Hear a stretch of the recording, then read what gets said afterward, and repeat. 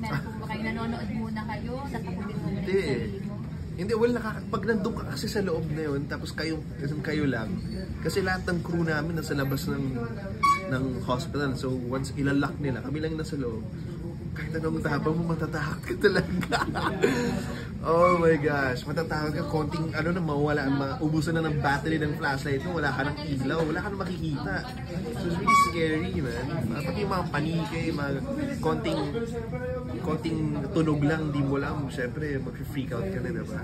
Parang lahat times 10 kasi pag nandun ka sa environment na gano'n eh. So, hindi ko ma-explain, pero nakakatakot siya. Minsan kasi pag ako natatakot, ako nag-freeze lang ako.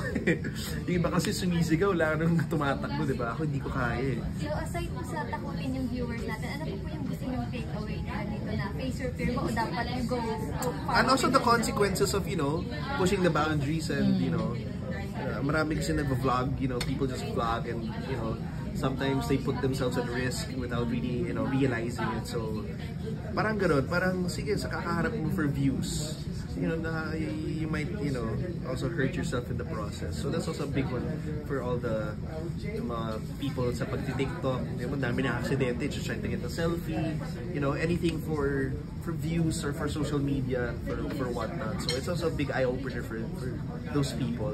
So I think it's a cool take. Diba? Kaya napanood mo naman yung Bonsiam? Yes. Paano mo siya ma-compare dito sa ngayon? Iba talaga siya. It's different. It's different. Iba kasi yung scare na binibigay nun sa mga scare na binigay dito. Mas Filipino style. So the way that our director inatake niya, it was really, his style. And so yeah, hopefully, hindi ko pa nakikita yung full finished product with CJ. So hopefully it's really good. For you as a movie fan then, yeah, how much of what makes a good movie scary for you?